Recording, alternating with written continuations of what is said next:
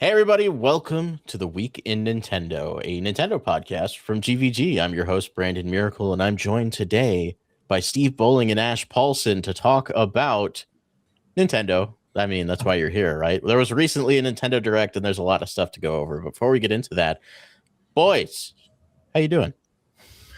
I'm good. I'm on vacation. After yeah. SPF, I'm taking a little bit of a siesta, but I wanted to be back to talk about this direct because I liked it. It was a great direct.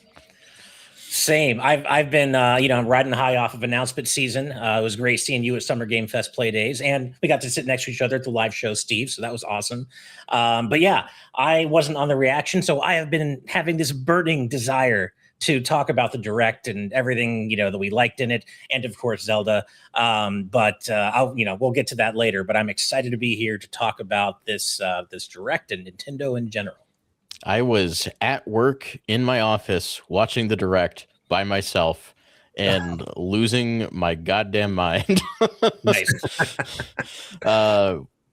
Especially at the end with Ocarina, but we'll get to that in a little bit. I actually wanted to talk first about Star Fox. Have either of you had the chance to play the demo that came out? So those of you that are up on your GVG lore know that when I come visit my buddy Nick, which is where I'm at right now, I get to play games on his movie theater screen that he has in the room next to me. So not only have I played the demo, I've played it on like 125-inch screen. And hell yeah. Man, it's so good. It's so good. I have nothing negative to say about Star Fox. It looks, we were talking about this in our partner chat earlier. It looks so slick and so clean. And like when they announced Star Fox, at first I was like, oh man, another retread of Star Fox 64. So I was like, I'm going to get it because I love Star Fox, but man, another retread. But after playing the demo, that got my hype way up. I'm like, man, this is so cool the way they've done the presentation. And it just feels so good to play. And they got me, man. I just replayed the original in advance just to kind of get my in the right headspace, and the demo, it got me. I'm like hyped, properly hyped now. Yeah, all I can say to that is welcome to my side. I've been sitting over here shouting this game from the rooftops since its reveal, because it took me all of maybe a minute to get over the fact that it was a remake once I saw the game in motion, because it just felt bigger than just a remake. I feel like calling it a remake is almost a disservice to the game. Well, yeah, because like they've added, there are like a bunch of new cutscenes now, which I can't wait to see more of because they add so much to the characters of the the whole Star Fox crew. I love how they upend your expectations if you play the original with the training stage and how you're the rest of the team are involved in the stage, and they even let you either play Meteo regularly or do the Warp Zone, and you get a different cutscene depending on what you do. Then that's so cool. Yeah, it's a really, really great remake. And I was more on your side, Brandon, than Daniel's. Like the art style hasn't bugged me since day one. Seeing this game fully realized as a remake is really, really cool. Like I'm glad that they chose a different level. I did our comparison of the demo. And so I went back and played Meteo specifically on my original N64 hardware. I went on eBay and bought like a 13-year-old capture card just to get that footage. And I was blown away by the level of visual improvement. Like I knew it was going to look good, but having played both like one after the other, I was just like, this is insane. Like it's crazy how much detail. And this is from the Knockout City guys.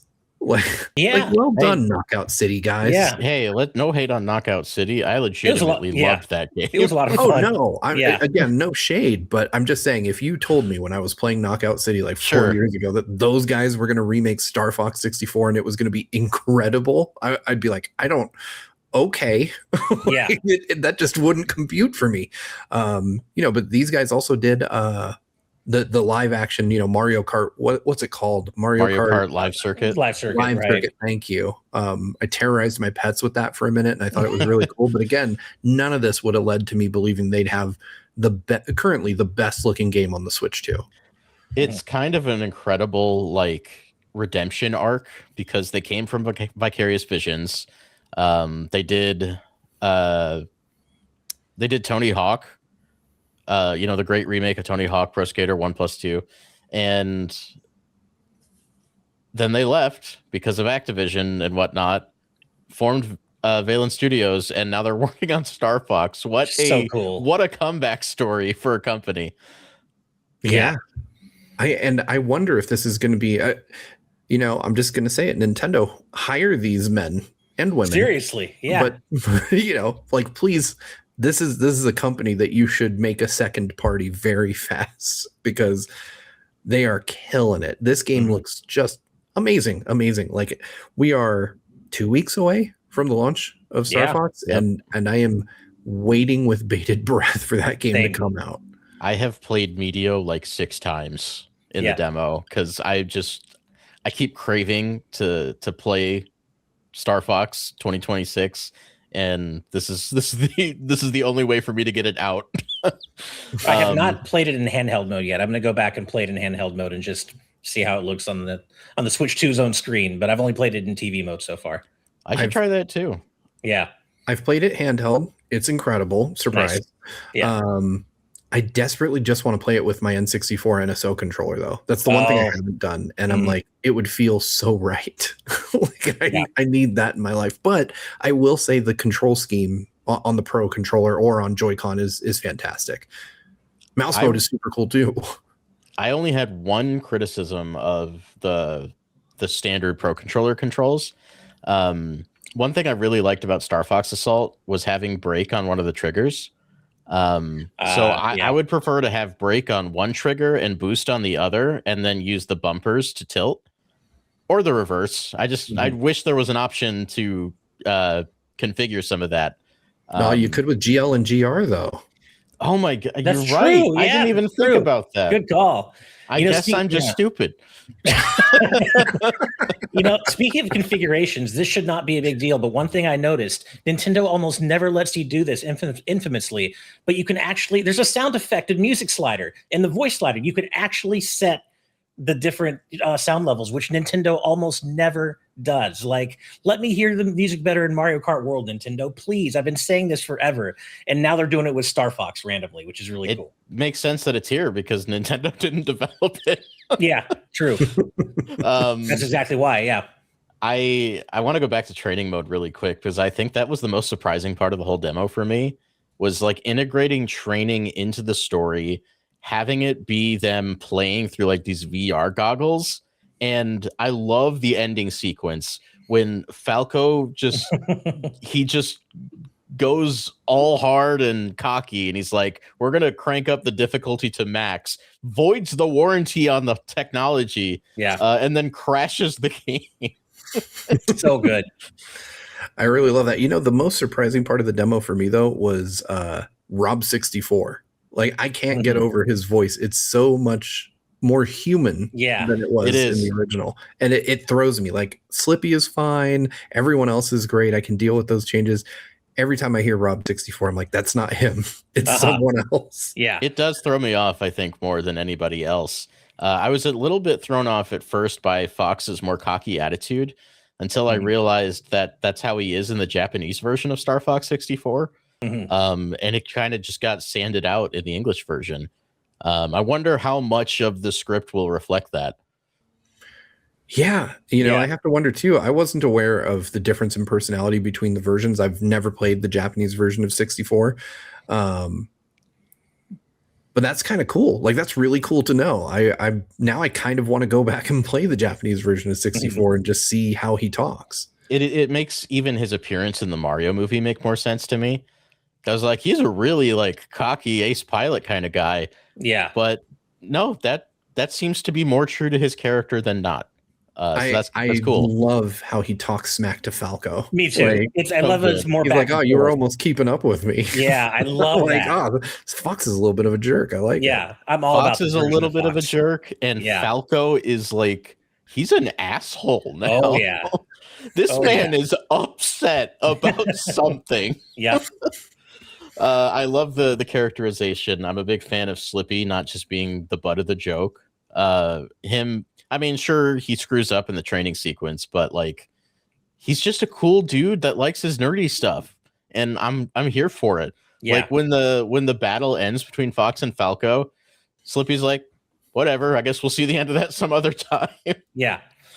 And I also love the extra little bits of characterization you're getting in moments you don't expect. Like when you go into the warp zone in Meteo and Falco says something like, my old crew would have loved to see this. Like that was such a cool moment that I wasn't expecting. And I'm like, oh man, they're really adding depth to this universe that I'm really enjoying here. Valen Studios did their homework. Like yeah. they're not ignoring what came before. They're digging into some of the comic stuff with Falco's old crew. I love it. I'm very excited to see more. But that's not all we have to talk about today, because a big old juicy Nintendo Direct just took place. And Steve, what'd you think? 11 out of 10, man. I loved it. If you watched our reaction, I cried manly tears during this Direct. I can say in my long history of covering Nintendo and doing these types of things, that has never happened, not even remotely close. So this was just a very special Direct for me. How did you feel, Ash? I liked it a lot. Some of the stuff in the middle was a little bit for me, but I thought it started really, really powerfully, ended obviously incredibly, and there was some stuff peppered throughout that I also really liked. Not everything was for me, but most of the big stuff was. And I mean, you know me, I'm like a gigantic Rhythm Heaven fan. So for me, we started with Peak. I knew we were getting a new trailer, but I didn't know we were going to kick off with it. And I was like, oh man, let's go. We got like 80 games and 80 mini games in this game and local multiplayer. And they've been showing off some of the cool stuff in Treehouse Live. This game is going to be pure crack for me, man. And then, yeah, like you guys, I really enjoyed the rest of it. Some stuff in little pepper throughout that I didn't care about, but then of course the way we ended. And I loved watching your reaction, Steve, because I know you were, before we decided who was going to be on the reaction crew for this one, you were like, Ash, Ocarina is so formative for me. I really want to beat. I'm like, oh, dude, I totally get it. But as a fellow old, it was also a formative game for me. And so I loved seeing, because I grew up with that game as well, just like you did, Steve. And so watching your reaction, I totally got it. And I was so happy to see you so happy. And I have spent a lot of time in the days since just thinking about the remake and how it's going to be, what they're going to do, how deep they're going to dig in upending our expectations. I'm so excited because, yeah, like I said, this is a game I still remember very clearly the day I got the original Ocarina and first played it. And it's such an important experience for me too. I was 4. Don't say that. You didn't need to say that. That was not information you needed to provide for this. Despite that, though, Ocarina was still a game I played very young. I played Link to the Past before it. Oh, cool. But I probably played through Ocarina of Time for the first time as like a 7 or 8 year old. And my brain was a big old sponge back then. Mm-hmm. So Ocarina of Time means the absolute world to me. It is still one of my favorite games of all time. I play it like once a year at least. God, when I heard those Ocarina notes from Saria's song during that trailer, like, oh, I know, my body just started vibrating. Yep. Yeah, seeing that, I mean, we knew it was coming. It had been leaked. Most people that follow Nintendo knew that this was almost a lock, as much as a lock can be for the Direct, right? Yeah. But there's still that sense that the community has been and can be wrong, right? Can be and has been wrong. There have been very notable misses from reliable leakers with Nintendo in the past. Star Fox Grand Prix comes to mind. Yeah. So there was a part of me that towards the end of the Direct was just thinking like, it might not happen. We're getting near the end. We might not get it. That would be very disappointing, especially capping off an otherwise pretty darn good Direct. But when it happened, I there was a part of me that couldn't accept it until I saw the title.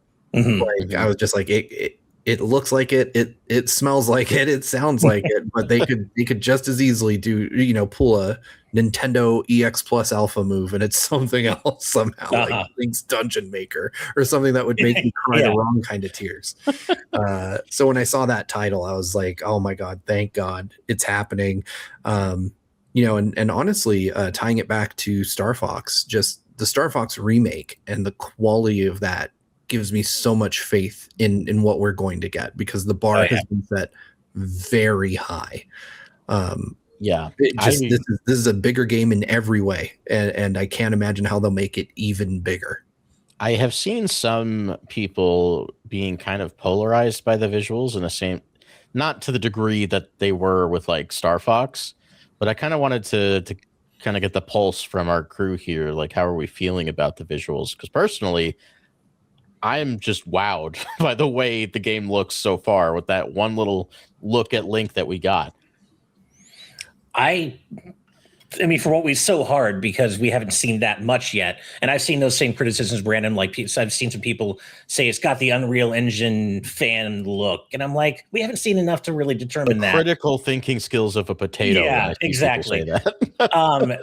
I really love what we're seeing so far. The only thing that's thrown me off a little bit is that Link looks a little younger than his Ocarina model to me. And makes me wonder if maybe we're looking at a flashback and not necessarily the opening of the game, because he just looked a little younger to me, like 6 or 7 years old, as opposed to the 10 that he is in the original. Now that could just be the angles and stuff in the original game. Am I wrong? Isn't he 17 when he wakes up as an adult? He is 17 when he wakes up as an adult, and he's asleep for 7 years. Yeah. So he just looks a little younger to me, but that could just be my own perception, the angle, the lighting, who knows? He is a small bean. Yeah. I'm not. I first off, I firmly believe that it's the opening moment. I think it probably is. The pose is as iconic as it can get, right? Like, everybody recognizes that's Link from frame 1 of Ocarina of Time. Yeah. I do think he looks pretty young, but I also don't think that necessarily works against things. I mean, as a father of a 9-year-old going on 10, so just about the right age. My daughter Eleanor is exceptionally small. And like, I look at her and I'm like, if I crunch her up into the fetal position, she looks like a very tiny baby to me. And I do think there's an element of age at play there. Like if you think about when you were 17, quote unquote adult Link's age, and your peers, right? And Ash, you and I as fellow olds, as you would say, if you looked at a 17-year-old right now, you'd be like, oh, it's a baby. Like, look at this small child walking around. I think there's an important narrative and gameplay element there too. Like, if Link doesn't look small, him becoming an adult is not going to have as much impact. True. Like, there needs to be a big contrast between his height and age in those two states. Mm-hmm. But I mean, outside of that, I don't get the impression that he feels much younger. Mm-hmm. He hasn't grown into his head, but we've also never seen young Link in this style without his hat on. True. Yeah. Yeah. There's a lot there to digest. And I think, we get like 2 seconds of him in one very specific position, and it's not exactly the gameplay position we're all familiar with. I think I mean, this is a 2026 game. When Nintendo takes the wraps off this later this year and shows us more, I think that'll really answer the question. But honestly, based on what I've seen, I'm expecting something, that is again similar to Star Fox in terms of the jump in visual fidelity and quality. Like, I'm expecting this to be a pretty damn realistic looking Zelda game at this point, and it seems like it. Yeah, we've never had that. Like, we've had it within the limits of the technology at the time, which, I mean, to be clear, Ocarina was as close to realism as you could get, within reason. It definitely had an art style, but that was like AAA cutting edge graphics when it came out. I mean, I think we're going to get a similar presentation. You look at Link in the trailer, and he's still stylized. Yeah, I think people who are just calling it Unreal Engine Link aren't. Again, I said critical thinking skills of a potato. It's a good way to put it. I don't think they're really digesting what's happening here. I feel like this is not too dissimilar to what Twilight Princess was doing when that game came out. It felt like an evolution of what Ocarina was in the first place from a visual standpoint. And I feel like that's just happening again, but several generations later. Yeah. I don't think we're going to see the Zora looking like creepily realistic fish in this game.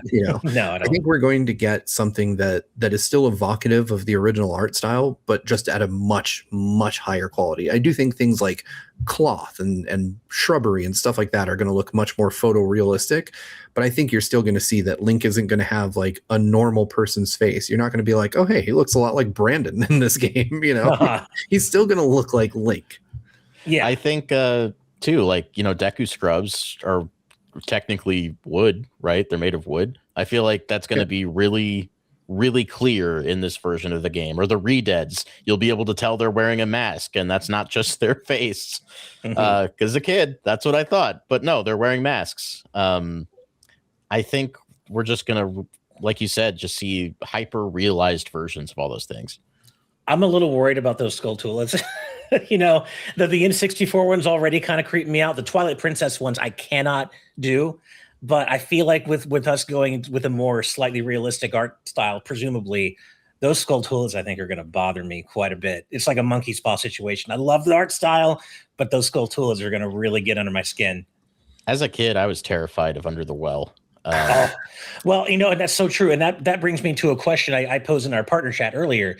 Do you think they're going to lean into the original N64 version slightly grislier style for like Bottom of the Well, the Shadow Temple, Dead Hand, or do you think they're going to sanitize it a bit like they did with the 3DS version and like kind of remove the bloody stuff and what do you guys think?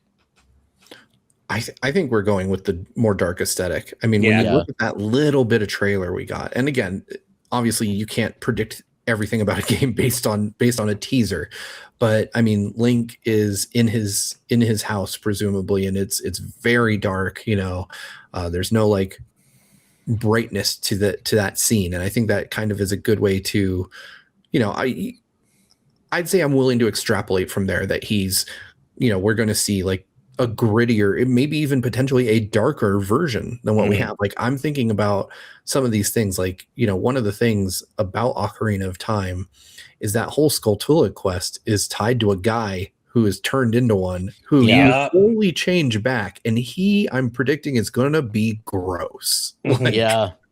I was similarly terrified of the House of Skulltula as a kid. I did not want to go in there. Same. Big same. The Redead screams. Oh, I couldn't handle it. There was the grave where you learn the Sun Song, and there's that whole room of Redeads. I used to run straight through the goop and just take the damage, so I didn't have to hear the Redead scream. I'm really looking forward to them leaning into some of those darker things, and I think I agree with you, Steve. I think the little bit that we got is kind of evocative of that. Like the moment we saw is pretty clearly to me Link having a nightmare about Ganondorf, right? Which is what happens at the beginning of the game.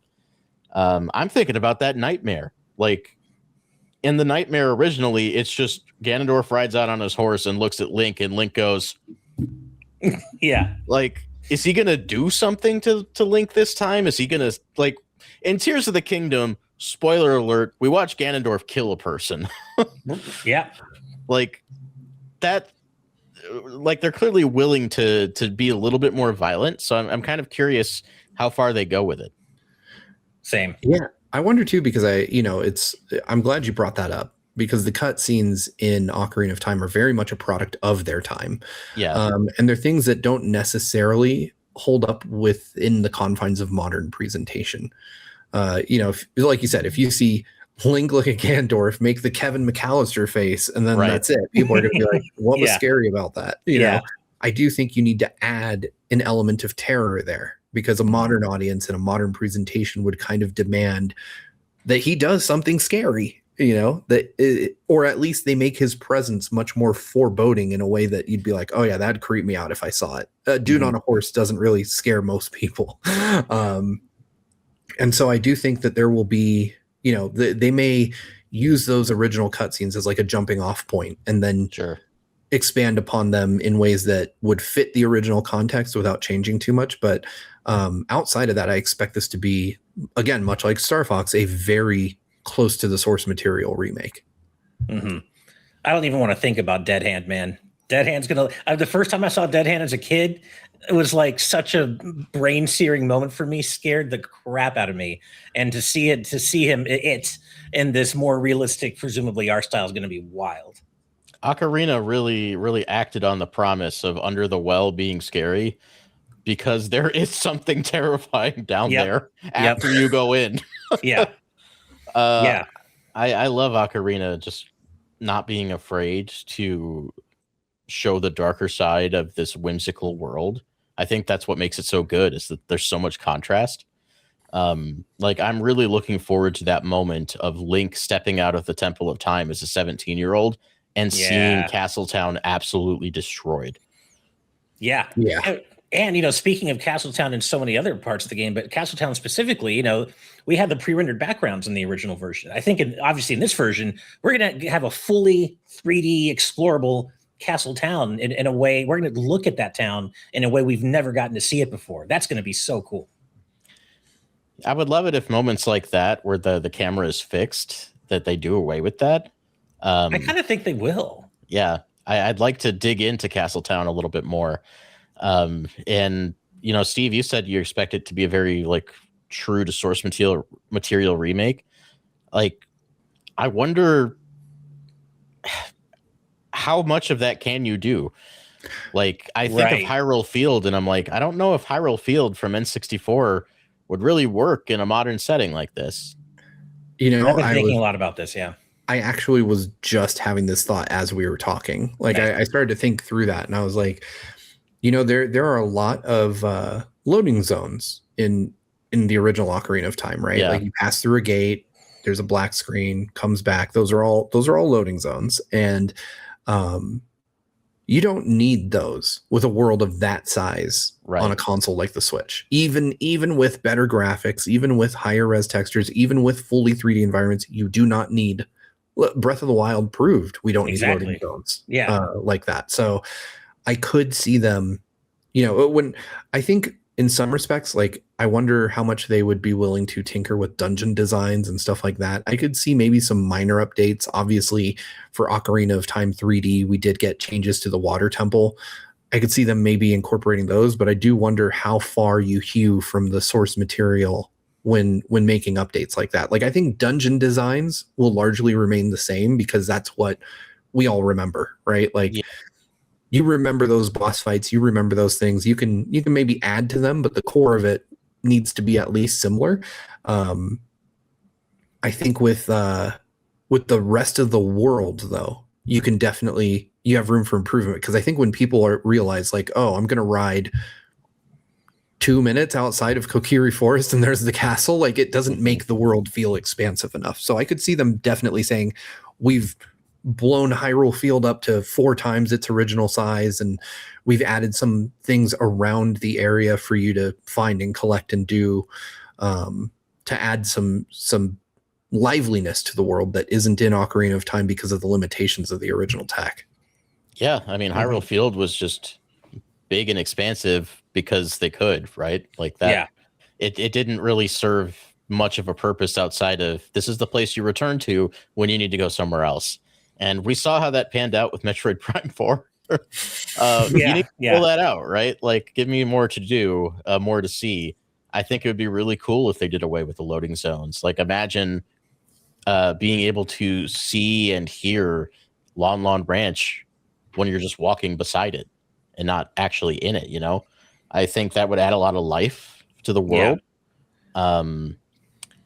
And I think I largely agree. I think dungeon design is probably the one thing that won't change.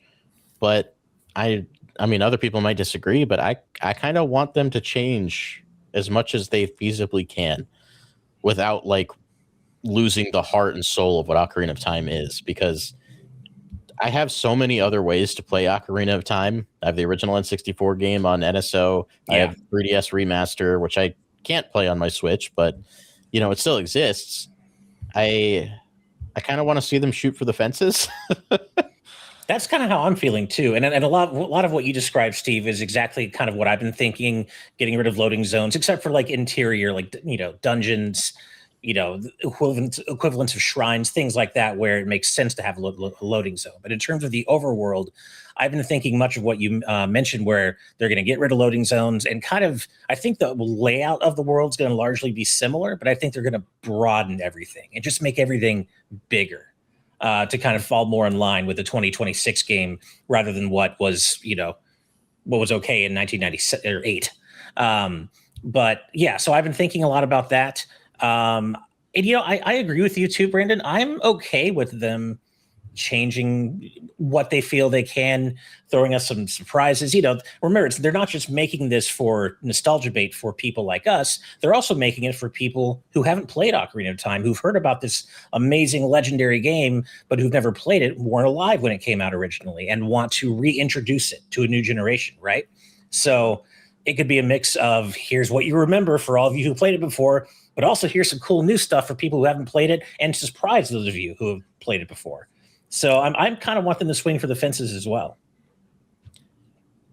Where do you fall on that, Steve? As far as the remake is concerned, I'm a huge fan of Final Fantasy VII Remake, and that is very, very different to the original game. And I think both products can stand on their own, right? And I think the same would be true of an Ocarina of Time remake that veers from the source material. That said, I don't think that's what we're going to get, just because Nintendo is a very risk-averse company, and I think they wouldn't have greenlit a project. Well, first off, let me put this theory out there. I don't think Nintendo's making this game either. I think that the developer of Ocarina of Time Remake is another studio that Nintendo trusts, like Grezzo or somebody like that, that is just, updating this game for modern audiences. Do I think there will be things that are different? Absolutely. Do I think it's going to be like a Final Fantasy VII Remake level change? No way. No, I think that the Zelda team is hard at work on ideating where you go after Tears of the Kingdom. They have a big task on their hands to rethink the future of Zelda and figure out where they want to go from here. And I think in the meantime, they realize that Zelda can't just be dormant for like 7 years while they figure it out. Sure. So I think they have another team working on this, and I think that team would not get the leeway from Nintendo to drastically change Ocarina of Time. Like, I think that would be something where they'd be like, hey, you can't mess with our baby too much. Like, we want to make sure this is a Metacritic 95, like we want to make sure that this is one of the best games ever. And I get it. When you have a property like this, the last thing you want to do as the owner of that is like sully its reputation in some way. Huge props to Square Enix for having the guts to do what they've done. I just don't see Nintendo again swinging for the fences that way. I think that I would applaud it if they did, and I would absolutely be thrilled by it. I just don't see it realistically happening. Yeah, I think that's probably a fair assessment. Even if they don't swing for the fences, I will be looking forward to what they can get away with, I guess. Yeah. I just fear it being too beholden to what the game is already. Because the original is right there. Yeah, like the original is right there. You could say the same thing about Star Fox, but they are like expanding, via those cinematics, and maybe that's all they end up doing. I think that is also good in its own right. It's just, I want to know what would happen. I'm curious. Me too, yeah. I've seen some speculation. Oh, go ahead, Steve. Oh no, I was just gonna say I'm very hopeful that they add something that plays on the portable nature of the Switch too. Like Breath of the Wild and Tears of the Kingdom had shrines, and those were very obvious. Like you can pick up and play these, and if you're on a train, this is something you can do real quick while still playing Zelda. I'm hoping that they add something like that. I imagine there has to be some kind of amiibo support. Like every Zelda game has had some level of amiibo support. Yeah. Sure. And those are things that you'd have to have some kind of new mechanic for it to make sense. So I think there will be something. I want Link to have various outfits that he can wear. Yes. Like there's the 3 tunics in the game currently, and we've seen from the teaser we got that they're redesigning Link's Kokiri tunic to be a little bit more natural looking. So I'm curious what the adult Link version of that will look like. But yeah, just play with it. I love putting Link in silly outfits in the Breath of the Wild and Tears of the Kingdom games. So let me keep doing it. Yeah. Yeah. Well, they famously said a long time ago that adult Link wears long johns in that game because he looked too cool without them. Like their original design with for his him bare legs. I don't know what the That's original funny. design was, but I remember somewhere, and I could be misquoting, but I remember it was like they decided he looked too cool, and so they dumbed him down by putting the long johns on him. And I don't know what he looked like before That's that. funny. So I wonder if maybe we could see a design that maybe forgoes the iconic Ocarina of Time long pants in favor of maybe something that looks a bit more like armor, or, you know, like, I mean, because he's worn chainmail in later entries and stuff like that. That's so Right. Yeah, and in Twilight Princess, it's very explicit that the tunic you're wearing was the Hero of Time's tunic. So maybe they play into that a little bit. Yeah. Add the chainmail back in. I think bottom line for me is I'm just really excited for this game. Me too, man. I've seen, going back to what you said about, you know, being curious about what they can get away with in terms of changing, you know, things from the original Brandon. I've seen some wild speculation over the past week. You know, I was really immersed in early internet, you know, Zelda Ocarina of Time rumor culture, like you probably were too, Steve, at the time, like the Triforce rumors and the Light Temple and blah, blah, blah. There's some wild people out there thinking, yeah, they're going to add the Light Temple. They're going to add the Triforce. They're not doing that. But what I do hope they do, at least let us unfreeze Zoro's domain. I that have always been felt to screaming me, about that. right? That always felt to me like an unfinished business part of the original. Oh, absolutely. Just at least let us unfreeze Zoro's domain. That's all I ask. I'll be honest though, if you added the Light Temple, That would be the so Triforce, I'd lose my mind. That would be so cool, right? That'd be the coolest update you could do. I'm not expecting it at all, but it would be so cool. If you set that as like an optional, super hard temple that you got the Triforce at the end of, maybe changes the ending of the game, gives you an optional, like, you know, 100% ending, if you will. Yeah. Oh, I'm there. I'm there for it. But I want to put a question to the two of you. All right. Okay. To see where you land on this, because this is my tinfoil hat time question. Oh, here we go.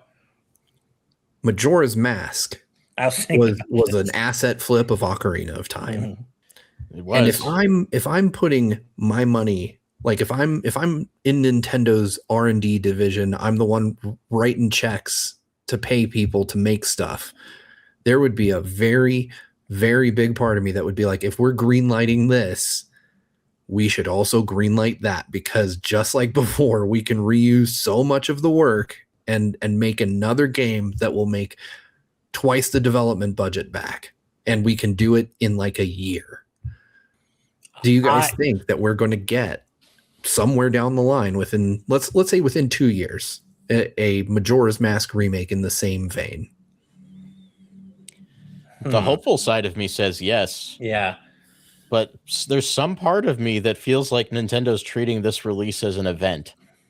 Like, this is a one-time thing that we're doing right now for the 40th anniversary. I could be wrong. I'd love to be wrong. Yeah. I want you to be wrong. I want you to be wrong too. Yeah. I'm in the middle. I don't know, because I've been thinking about this too, and I feel like there's a really good chance. But within 2 years, I don't know, maybe extend it out to 3, then maybe I'd be a little more certain, not certain, but a little more likely to say yes. But I'm kind of in the middle, but I feel like it's definitely very possible. The reason I speculate that it's 2 years is that famously, I believe Miyamoto gave Eiji Aonuma about that amount of time to make Majora's Mask right after the completion of Ocarina of Time. Like, because Eiji Aonuma had this idea and he was like, hey, I want to do this. And he pitched it to Miyamoto. Miyamoto was like, if you can do it in X number of months, I'm not going to quote the exact number, but I think it was somewhere between 1 and 2 years. And he was like, and Aonuma just kind of was like, yeah, I can, without knowing whether he could or not. Right. And ended up doing it. But this is also, I mean, Eiji Aonuma is now the steward of the franchise. Like he is the main person in charge of Zelda now. And it would be almost fitting in a way for him to be the one to greenlight a remake of his first Zelda that he fully led on. It would be a cool full circle moment, at least in my opinion. But I do wonder, like you said, Brandon, if this is like, hey, 40 years of Zelda, this is what you get.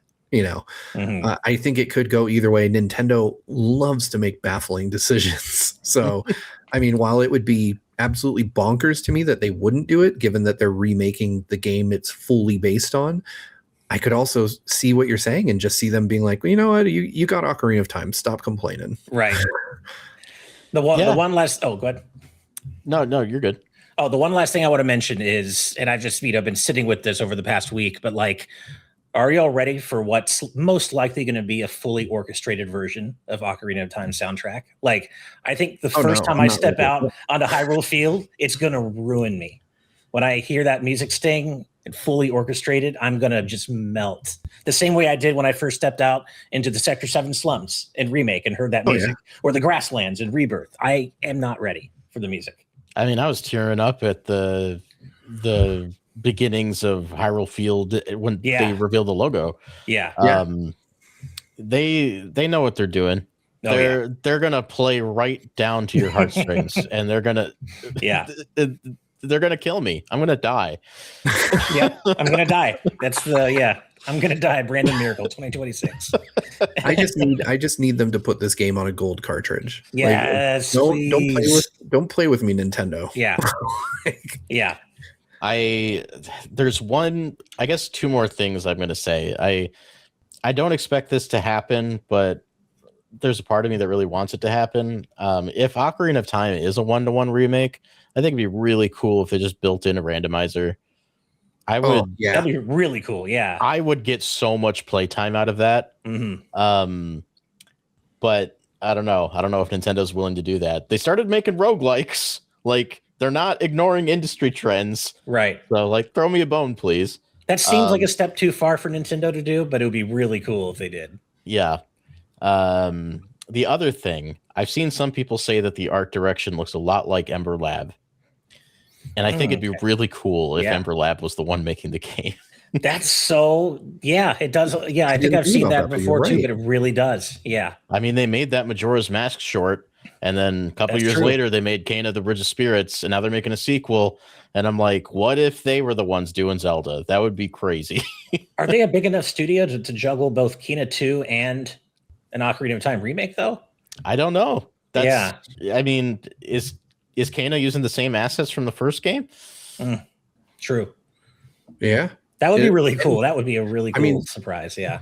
The games industry, and I hate to say this in this video because this is a very happy video, has a habit of staffing up when they need to and then doing the worst thing they can do when they don't need it, right?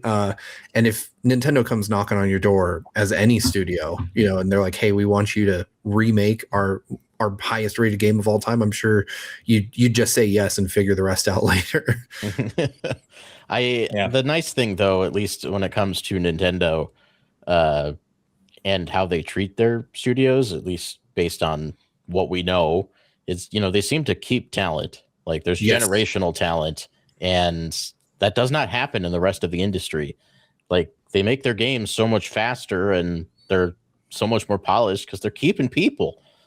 Yeah. And they're making these games and making more games. Like, that's the story with Final Fantasy VII Remake Trilogy. They kept 95% of their staff. A lot of good things happen when you do that. Yeah. Retain your talent. Yeah, right. Appreciating your talent in your studios leads to better games. Who could have figured that one out? Not firing your people means they can keep making video games. Yeah, exactly. But yeah, I mean, clearly we're all very excited for Ocarina of Time, but that was 2 minutes of a 50-minute Nintendo Direct. Yeah. Was there any other standout moments for you guys? Well, I know you and I are thinking of probably a major one together, Brandon, which was somehow Kingdom Hearts 4 returned. I don't know how crazy. I did not. The last place I expected a new Kingdom Hearts 4 trailer to turn up after 4 years when it was at a Nintendo Direct. Yet here we are, which was a really cool surprise.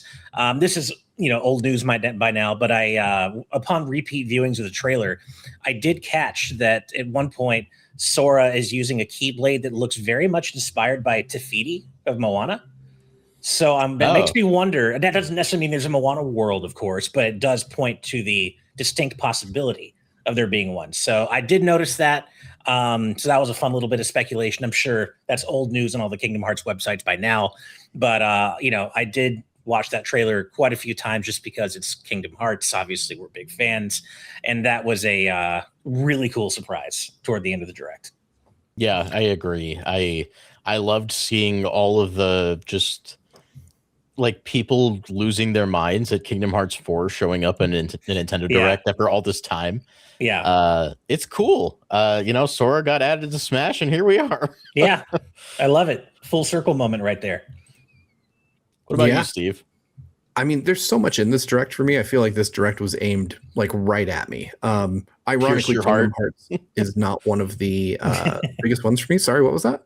I said it pierced your heart, but apparently not all the way. It did. But I mean, real quick, we got Metaphor coming to the Switch, which is one of my favorite games of 2024. In fact, I think it was my game of the year that year. One of the bigger ones for me was Muramasa finally coming. That was so cool. Yeah. Like, I couldn't believe that we got that. That was just such an out of left field thing.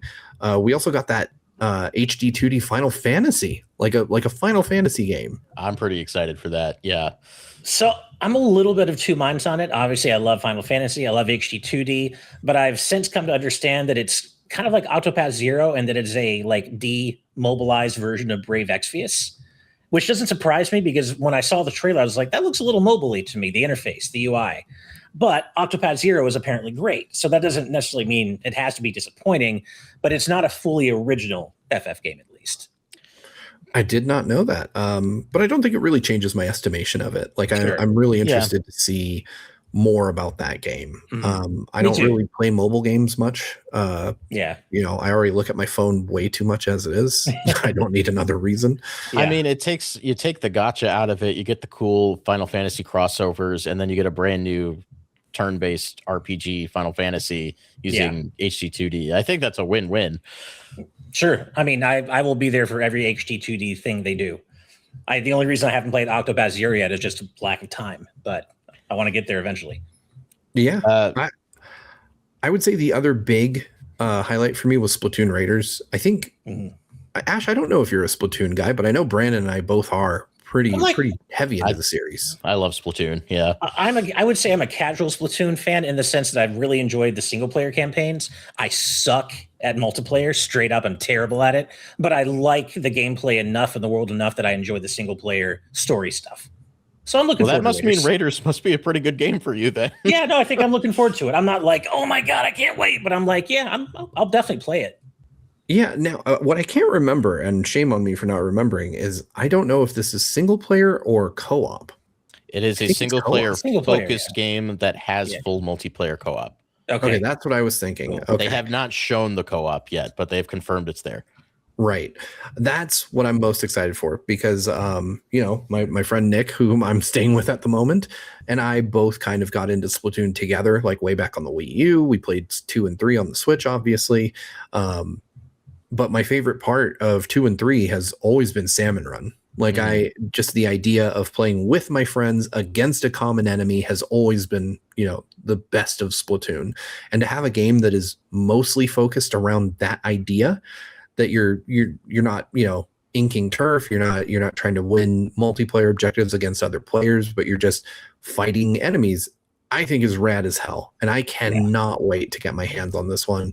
I keep forgetting that it's coming out like relatively soon too. Like it's July. So I mean, seeing it in the direct, I was like, oh yeah, this is another really cool game that's coming out. I'm going to have Star Fox. And then 1 month later, I get a new Splatoon. That's an awesome summer so far. That and Rhythm Heaven are like 2 weeks apart. It's crazy. Yeah. Yeah. It's kind of like a 4-week just banger after banger from first party Nintendo. I'm really looking forward to Splatoon Raiders. One thing that's kind of bothered me is that they haven't really I still don't entirely understand what the game is. It's very atypical for them, isn't it? Yeah. But usually they also announced that we're getting another Direct 4 Raiders on the 30th. So I'm like, okay, I'll just wait for that.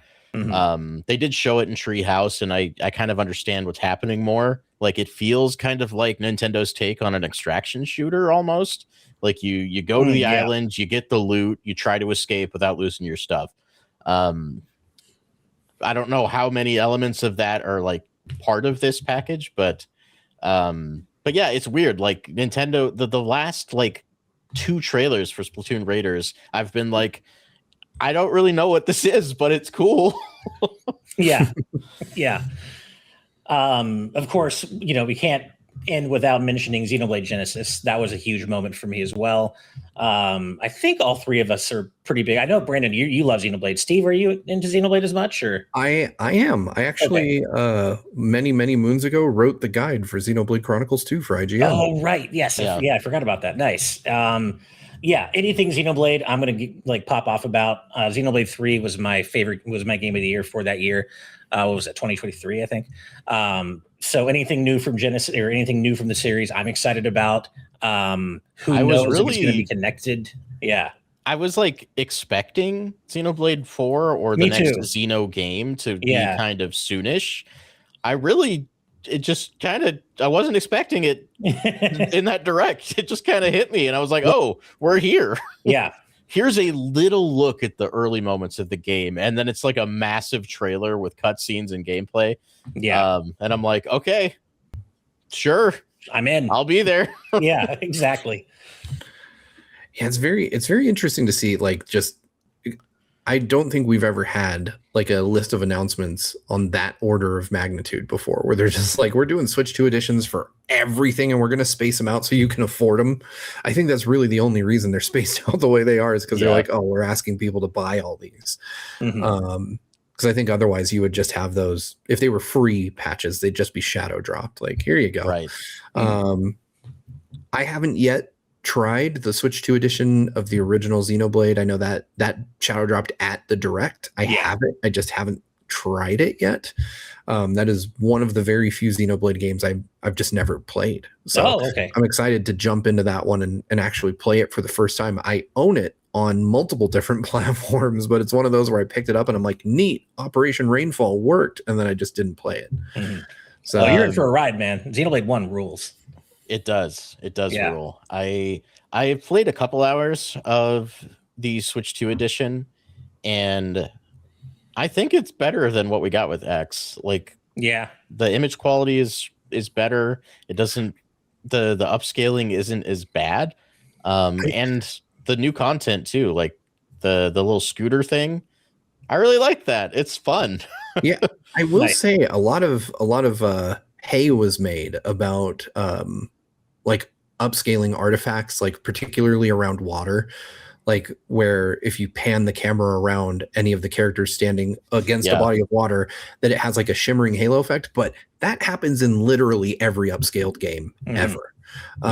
You can go pull up Final Fantasy VII Rebirth on any platform right now and do the same thing and get the exact same effect. So do I love it when that happens? No. But is it a Xenoblade problem? Also no. Like it's just an upscaling thing. I wish they'd somehow figure out how to tell the difference between a human being and some water, but we'll get there. Yeah. Technology can only go so far. I am water. Yeah. Really quickly, I got to put you both on the spot because we were talking about local co-op earlier with Splatoon, and that reminded me, of course, guilty as charged of Rhythm Heaven, because they've been really spotlighting a focus on local co-op that wasn't in there in previous games. To me, it looks super fun. I can't wait. My wife loves Rhythm Heaven as well. But are either of you planning on getting this game too? Oh, 100%. That's a day one for me. Nice. Okay. I wasn't sure if you guys are Rhythm Heaven fans as well. I couldn't. I'm not. But you're going to get it anyway. Because it's not that I dislike Rhythm Heaven. It's that I've never had the opportunity to try it. So this will be my first chance where like a game is accessible to me. Yeah. At a point where I'm aware of the quality of the series. So you were in for a treat, man. Yeah. I was in Seattle just for fun. I had to think about that. I was in Seattle with my kids, and I had walked into Pink Gorilla, and they had just gotten a shipment of Wii games, brand new Wii games, and they had Rhythm Heaven. And I asked if I could buy it. I was like, hey, can I get that? And the person looked at me with like the most grim expression, and they were like, you're not going to want to. And I was like, I don't know. I seem interested. Yeah. And he leans over the counter and says, that's $225. Jeez. And I was like, you're right. I'm not going to want to. Oh my God. Yeah, that's steep. That is steep. Yeah. wounded. I bought Rhythm Heaven Fever in like 2013 or 14 new on Wii for like $15. Yeah. It's worth a lot more than that now, apparently. Yeah.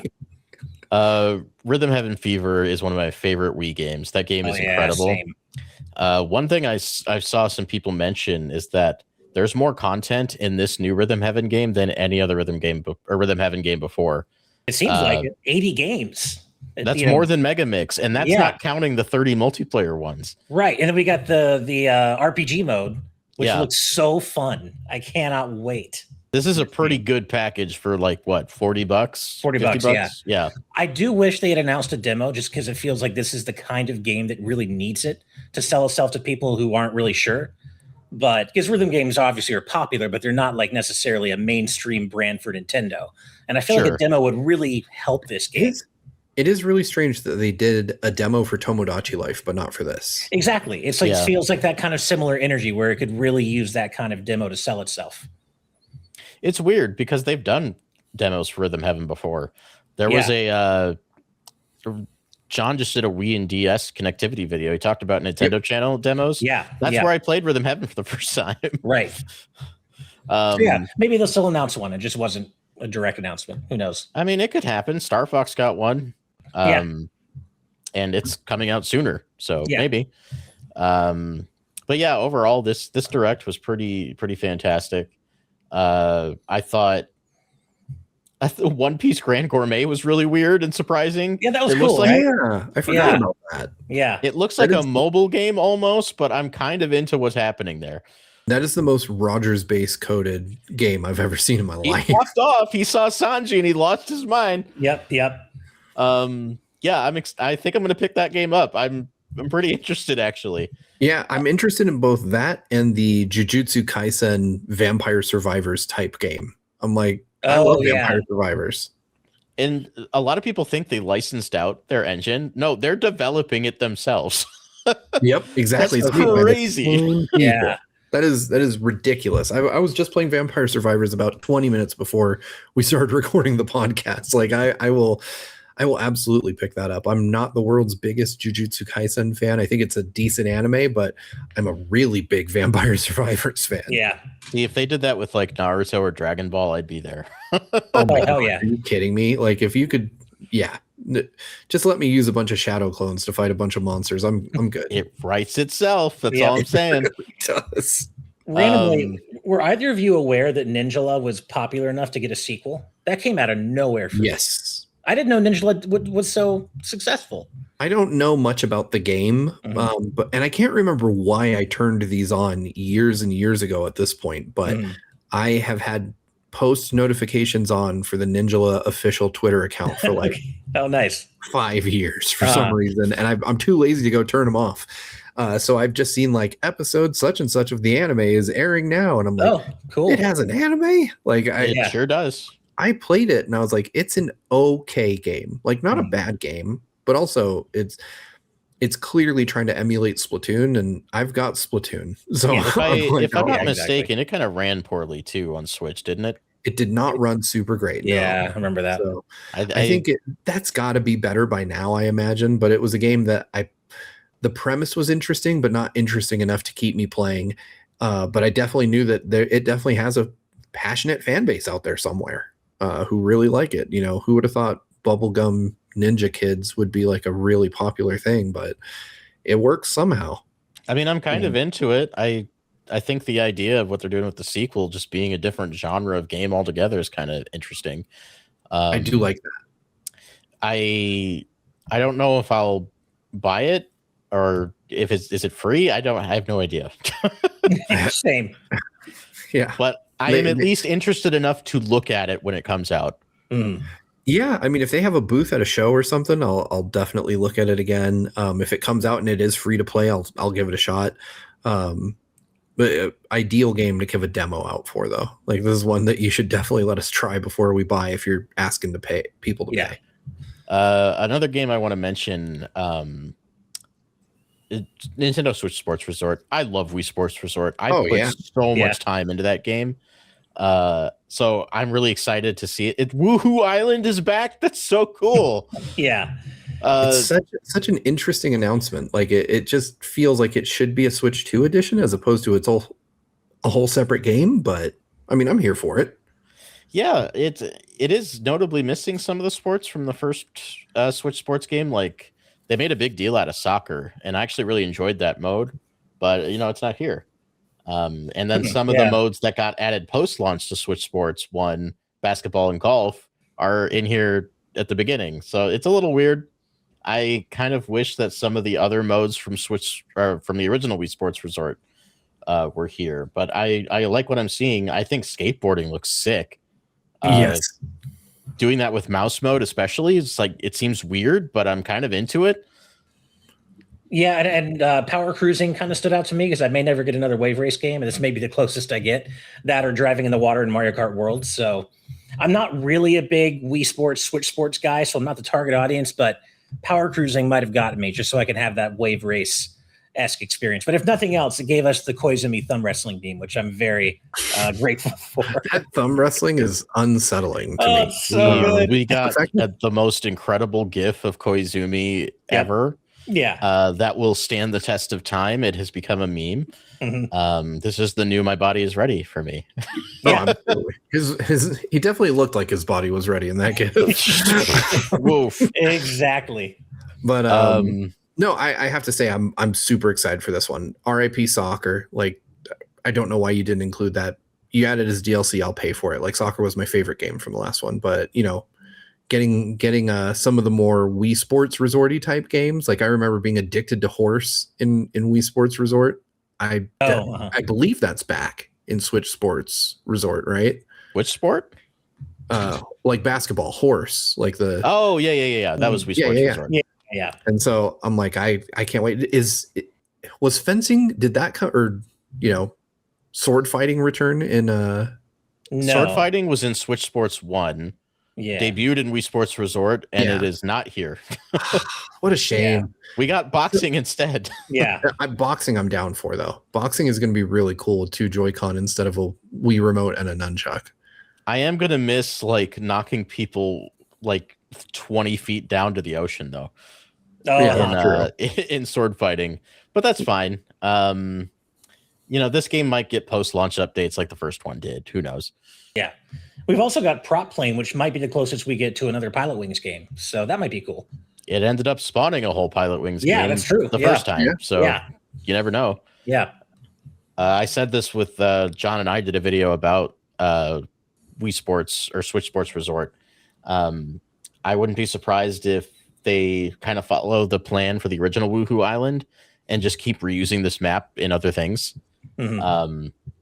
I would love to see it come back in another Pilot Wings. I'd love to see it appear in Mario Kart. I'd love to see it in the next Smash game. Keep using it. Yeah, oh, absolutely. It's a character now. Like it's one of Nintendo's characters. Mm-hmm. I want it to be like that one E3 where Xbox lined up all their characters and they had like Master Chief and the guys from Gears of War, Marcus Phoenix. It was a Gears of War gentlemen. They just had a car. Like they had a car from Forza. They were like rich characters, and one of them was just like a Ford Mustang. I want Nintendo to do that. You have like Mario, Link, Samus, and then just Woohoo Island. The entire island, it dwarfs them in size. It's set to scale. Yeah. That would be funny. But yeah, I agree with you guys. I think this direct was kick ass, I think is the best way I could put it. A lot of stuff here that I'm looking forward to.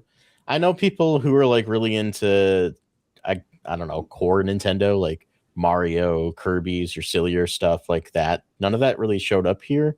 But that's fine. It's not like it's not going to. Yeah, I mean Kirby will probably show up in the next one. Mario's coming, we know that. Yeah. Yeah. There, no matter where you are or what you're doing, there is always a Super Mario behind the corner. Exactly. He's waiting. Yep. I feel like I do. Oh, go ahead. I would say I feel like I should bring this up because we'll get roasted in the comments if we completely pass over it. But we also got Fire Emblem Fortune's Weave, got a new trailer. Oh wow! Release date. Yeah, I was like, we can't not talk about Fire Emblem at least for a minute. Yeah. Personally, I'm kind of a casual Fire Emblem guy, so I'm kind of on the sidelines for this one. But are you guys excited by what you saw in the new trailer?